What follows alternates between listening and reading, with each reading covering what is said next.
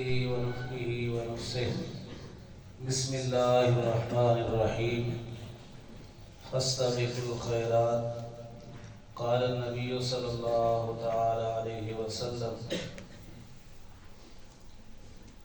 لو أنكم توكلتم على الله حق توكله لرزقكم كما يرزق الطير تغدو خماسا وتروح بطانا۔ محترم سامعین کرام، اللہ سبحانہ و تعالیٰ کا ارشاد گرامی ہے کہ نیکی اور خیر اور بھلائی کے کاموں میں ایک دوسرے سے آگے بڑھنے کی کوشش کرو۔ نیکی کے کاموں میں سبقت کرنے کے حوالے سے یا ان کو بجا لانے کے حوالے سے انسان کے لیے سب سے بڑی جو رکاوٹ بنتی ہے وہ ہے فکر معاش، کہ جب تک پیٹ میں کچھ نہیں ہوگا تو ہم رب تعالیٰ کی عبادت کیا کریں گے، کیسے کریں گے، کیسے وقت گزاریں گے۔ کل بھی میں نے عرض کیا تھا کہ یہ فکر جو ہے یہ اللہ تعالیٰ کی ذمہ داری ہے۔ پیارے پیغمبر صلی اللہ علیہ وسلم کا ارشاد گرامی ہے کہ لوگوں، اگر تم اللہ تعالیٰ کی ذات پر ایسے یقین کر لو جیسے اس کی ذات پر یقین کرنے کا حق ہے، تو اللہ تعالیٰ تمہیں ایسے رزق عطا فرمائے جیسے پرندوں کو عطا کرتا ہے۔ تغدو خماسا وتروح بطانا، کہ وہ صبح صبح اپنے گھونسلوں اور آشیانوں سے نکلتے ہیں تو خالی پیٹ ہوتے ہیں۔ انہوں نے کوئی کارخانہ، کوئی فیکٹری، کوئی گودام نہیں کھولا ہوا کہ جہاں جا کر وہ سارا دن محنت مزدوری کام کاج کرے اور پیسہ کما کر اس کے نتیجے میں اپنا پیٹ بھر کے آئے، بلکہ محض رب کی ذات پر یقین اور توکل کے نتیجے میں جب وہ شام کو واپس بڑھتے ہیں تو وہ تروح بطانا، ان کے پیٹ بھرے ہوتے ہیں۔ یہ رب کی ذات پر یقین کا نتیجہ ہے۔ امام رازی رحمہ اللہ تفسیر کبیر کے اندر ایک قصہ نقل کرتے ہیں کہ سیدنا موسیٰ علیہ السلام اللہ کے حکم سے اپنے عصا مبارک سے ایک پتھر توڑتے ہیں۔ اس پتھر سے ایک چھوٹا پتھر نکلتا ہے، پھر اللہ کے حکم سے اس کو بھی توڑتے ہیں، پھر ایک تیسرا چھوٹا پتھر نکلتا ہے، اللہ کے حکم سے اس کو بھی توڑتے ہیں، تو اس تیسرے پتھر سے اس کے پیٹ سے کیڑا برآمد ہوتا ہے جو کہ بالکل زندہ ہوتا ہے۔ اس کے سامنے اس کی خوراک کے ذرات موجود ہوتے ہیں۔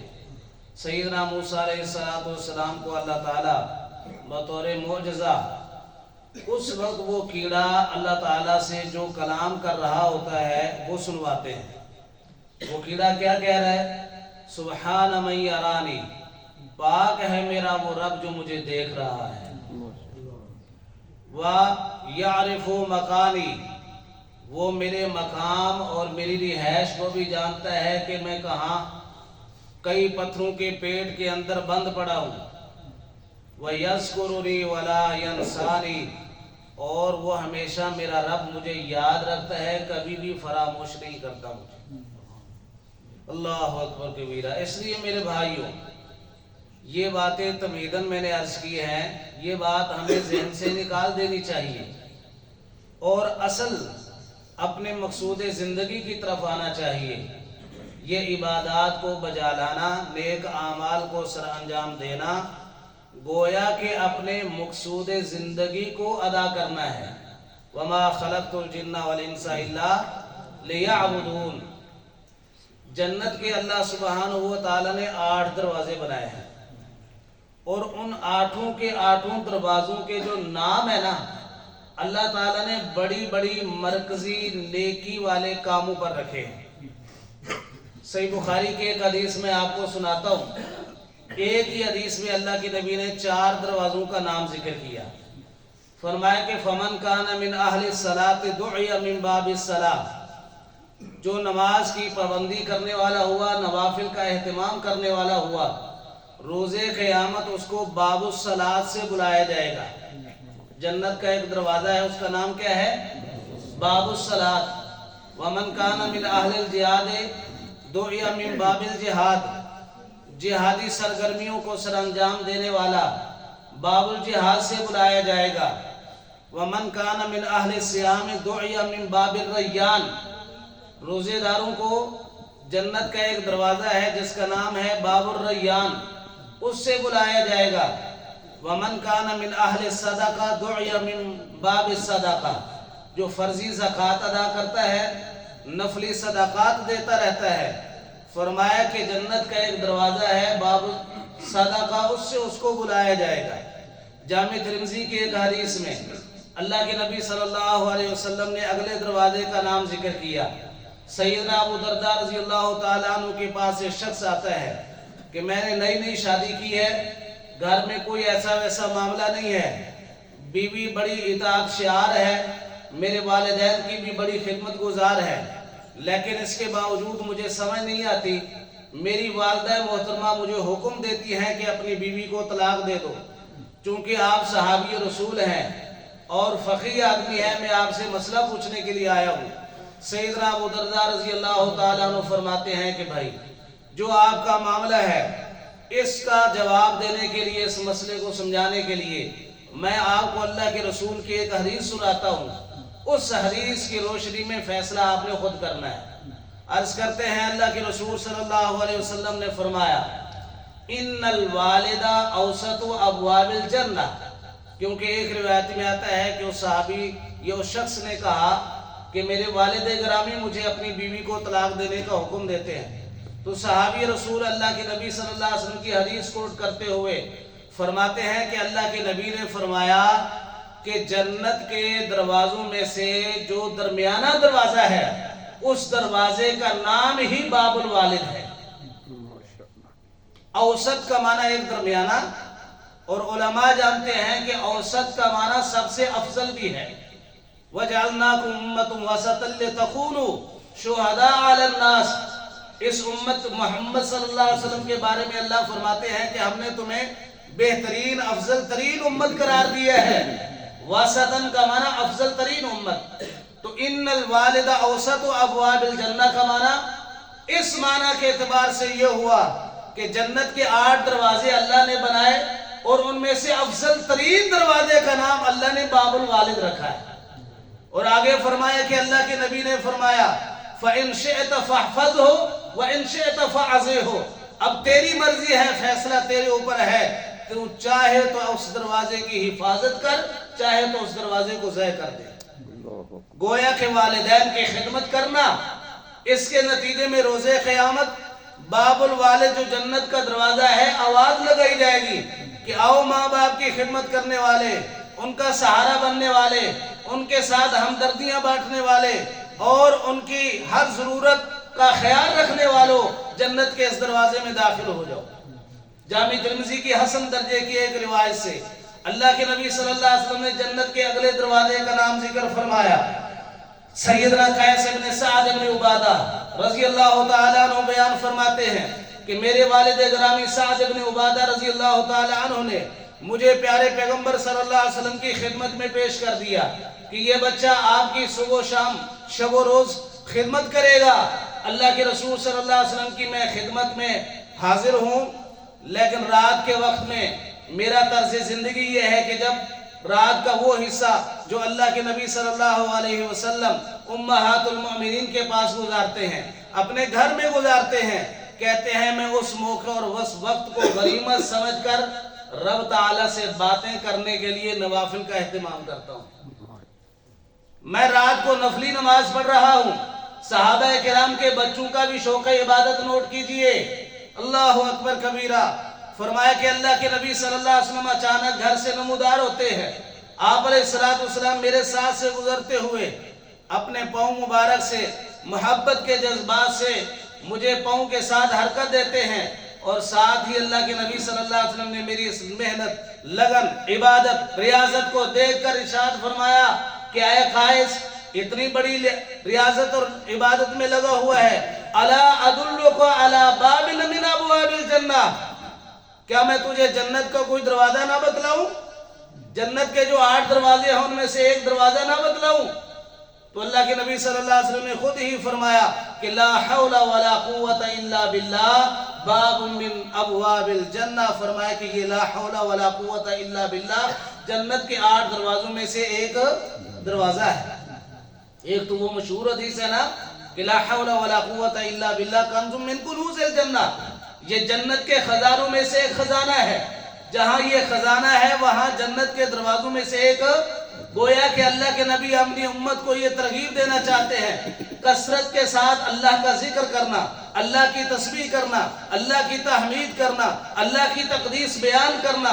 اس کا نتیجہ یہ ہوگا کہ اللہ روز قیامت ایسے بندے کو باب لا حول ولا قوت الا باللہ سے جنت میں داخل ہونے کی نعمت عطا فرمائیں گے. اور جہاں اس کے اخروی فوائد ہیں، پیارے پیغمبر صلی اللہ علیہ وسلم تو سیدنا حسن و حسین رضی اللہ تعالیٰ عنہ کو حکم دیا کرتے تھے یہ تسبیحات اللہ کے ذکر کے جو کلمات ہیں ان کا صرف یہ فائدہ نہیں کہ قبر میں فائدہ ہوگا، حشر میں فائدہ ہوگا، روز قیامت اور جنت میں جانے کا فائدہ ہوگا، اس کے دنیاوی اخروی اللہ کے رسول صلی اللہ علیہ وسلم نے فوائد ذکر کیے ہیں. فرمایا کہ آمرکما بسبحان اللہ و بحمدہ سبحان اللہ العظیم. اے میرے نواسوں اور بیٹو حسنین کریمین رضی اللہ تعالی عنہما، میں تمہیں حکم دیتا ہوں کہ تم کثرت کے ساتھ سبحان اللہ و بحمدہ سبحان اللہ العظیم کا وظیفہ کیا کرو، ورد کیا کرو، ذکر جو ہے وہ ادا کیا کرو. اس لیے کہ فإنها تسبیح کل شیء وبها يرزق كل شیء. فرمایا کہ کائنات کی ہر مخلوق کی یہ تسبیح ہے، اور جب ہر مخلوق یہ تسبیح کرتی ہے اس کے بدلے میں اللہ ان کو رزق عطا کرتا ہے. تو آج ہم انسان ہو کر اللہ کی تسبیح کریں، اللہ کی عبادت کریں تو کیا اللہ ہمیں رزق نہیں دے گا؟ یہی وجہ ہے کہ صحابہ کرام فضائل کو سننے کے بعد ان کے اندر شوق عبادت پیدا ہوتا تھا. صحیح مسلم کی حدیث پاک ہے، اللہ کے رسول صلی اللہ علیہ وسلم نے ایک مجلس صحابہ کے اندر موقع پر 4 سوالات اٹھائے. فرمایا کہ میرے صحابہ تمہیں دین بڑا بتلاتا ہوں، بتلاؤ تمہاری عملی کیفیت کیا ہے، تم عمل کتنا کرتے ہو. آج کے ہمارے نوجوانوں کا جذبہ کیا ہوتا ہے کہ دین کا علم کا نالج بہت زیادہ اکٹھا ہونا چاہیے، معلومات زیادہ ہونی چاہیے. لیکن میرے بھائیوں صحابہ کرام کا ایک ہی جذبہ ہوتا تھا نالج اکٹھا کرنے کا، معلومات لینے کا کہ دلنی علی عمل اذا عملتہ دخلت الجنہ. اللہ کے نبی کوئی ایسا عمل بتائیں میری معلومات میں دین کے حوالے سے اضافہ فرمائے کہ اس معلومات کو سامنے آنے کے بعد میں عملی طور پر اختیار کروں جس کے نتیجے میں رب کی جنت کا وارث اور مستحق بن جاؤں. تو اللہ کے نبی صلی اللہ علیہ وسلم نے پوچھا من اصبح منکم اليوم صائما، تم میں سے آج کون روزہ رکھ کے آیا ہے؟ سیدنا ابو بکر صدیق رضی اللہ تعالیٰ عنہ عرض کرتے ہیں اللہ کے رسول میں نے آج نفلی روزہ رکھا ہے. آپ نے فرمایا بیٹھ جاؤ. من اتبع منکم اليوم جنازہ، تم میں سے کوئی مسلمان کی جنازہ پڑھ کے آیا ہو؟ ہاں اللہ کے رسول میں یہ کام کر کے آیا ہوں. ابو بکر آپ بیٹھ جاؤ. پھر آپ نے پوچھا من اطعم منکم اليوم مسکینا، کوئی ہے کسی مسکین نادار فقیر محتاج آدمی کو کھانا کھلا کے آیا ہو؟ اللہ کے نبی میں یہ کام کر کے آیا ہوں. آپ نے فرمایا ابو بکر بیٹھ جاؤ. فرمایا من عاد منکم اليوم مریضا، تم میں سے ہے جو کسی مریض کا حال پوچھ کے آیا ہو؟ ہر سوال کا جواب دینے کے لیے کون کھڑے ہوتے ہیں؟ سیدنا ابو بکر صدیق رضی اللہ تعالی عنہ. اللہ کے نبی صلی اللہ علیہ وسلم نے سوالات کا سلسلہ بند کیا. فرمایا کہ ہر سوال کا جواب ابو بکر کھڑے ہو کر دے رہے ہیں اپنی پوری امت کے لیے، قیامت تک کے آنے والے لوگوں کے لیے. ایک سنہری اصول آپ نے بیان فرمایا. فرمایا کہ یہ ابو بکر کا جذبہ ہے، یہ ابو بکر رضی اللہ عنہ کی لگن ہے. فرمایا کہ مجتمعنا فی امرئ الا دخل الجنہ، قیامت تک آنے والے انسانوں میں سے کوئی بھی انسان اپنی زندگی میں یہ نیک اعمال جمع کر لے وہ بھی جنت میں جا سکتا ہے. فقراء مہاجرین کی حدیث آپ نہیں سنتے کہ اللہ کے نبی کے پاس آئے یا رسول اللہ ذهب اهل الدثور بالدرجات الاولى والنعيم المقيم، یہ انصاری بھائی نیکیوں میں آگے بڑھ گئے. اللہ کے نبی نے فرمایا وہ کیسے؟ یا رسول اللہ جیسے ہم نماز پڑھتے ہیں ویسے وہ نماز پڑھتے ہیں، جیسے ہم روزہ رکھتے ہیں ویسے وہ روزہ رکھتے ہیں، لیکن کچھ اعمال وہ مالدار ہونے کی وجہ سے کر سکتے ہیں اور ہم نادار ہونے کی وجہ سے نہیں کر سکتے. انہم یحجون ولا نحج ویعتقون ولا نعتق، وہ حج عمرہ کرتے ہیں، وہ غلاموں کو آزاد کرتے ہیں، ویتصدقون ولا نتصدق، وہ صدقہ خیرات کر سکتے ہیں. اللہ کے نبی ہم پیچھے کیوں رہیں؟ آپ صلی اللہ علیہ وسلم نے ان کی حوصلہ افزائی فرماتے ہوئے ایک عمل بتلایا ان کو. فرمایا کہ تسبحون وتکبرون وتحمدون دبر كل صلاۃ 33 مرہ. ہر نماز کے بعد 33 مرتبہ سبحان اللہ الحمدللہ اللہ اکبر پڑھ لیا کرو. اس کی 3 فضیلتیں حاصل ہوگی. کتنی؟ نمبر 1 تدرکون بہ من سبقکم، یہ صدقہ کر کے حج کر کے غلام آزاد کر کے جو تم سے نیکی میں آگے نکل گئے فرمایا ان کے برابر ہو جاؤ گے. دوسری فضیلت وَتَسْبِقُونَ بِهِ مَنْ بَعْدَكُمْ، جو اس عمل کو اختیار نہیں کر پائیں گے ان سے تم آگے نکل جاؤ گے.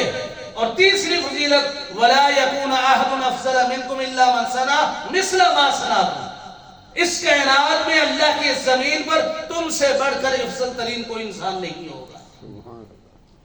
موطا امام مالک کے اندر آتا ہے کہ جہاں صحابہ رسول کا جذبہ عبادت یہ تھا وہاں صحابیات بھی اس معاملے میں پیچھے نہیں.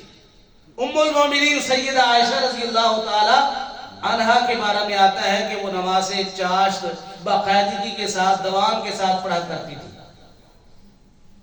اور اتنی لگن کے ساتھ اتنی محبت کے ساتھ ادا کیا کرتی تھی. وہ فرمایا کرتی تھی کہ لو نوشر علی ابوایا ما ترکتہن، کہ میں نماز چاشت کی نیت باندھ چکی ہوں اور پیچھے سے کوئی خوشخبری لے کر آنے والا یہ خوشخبری لے کر آئے اور بتلائے مجھے کہ آئے عائشہ تیرے ماں باپ زندہ ہو کر دوبارہ دنیا میں لوٹ آئے ہیں، اللہ کی قسم ما ترکتہن، یہ بشارت سننے کے باوجود بھی میں اس نماز کو چھوڑوں گی نہیں. اس لیے میرے بھائیوں ضرورت ہے اس عمل کی کہ ہم اپنی زندگی کا جائزہ لے کر زیادہ سے زیادہ کثرت کے ساتھ نیک اعمال کرنے کی کوشش کریں. اس لیے کہ اذا كنت في الدنيا عن الخير عاجز فمهما في يوم القيامة سانو، آج دنیا کے اندر ہم صحت بھی رکھتے ہیں فارغ اوقات بھی رکھتے ہیں اور خیر کا عمل کرنے سے عاجز آ جائیں تو روز قیامت پھر کیا کریں گے؟ اللہ تعالی ہمیں توفیق عطا فرمائے. آمین. وما علیہ الا البلاغ.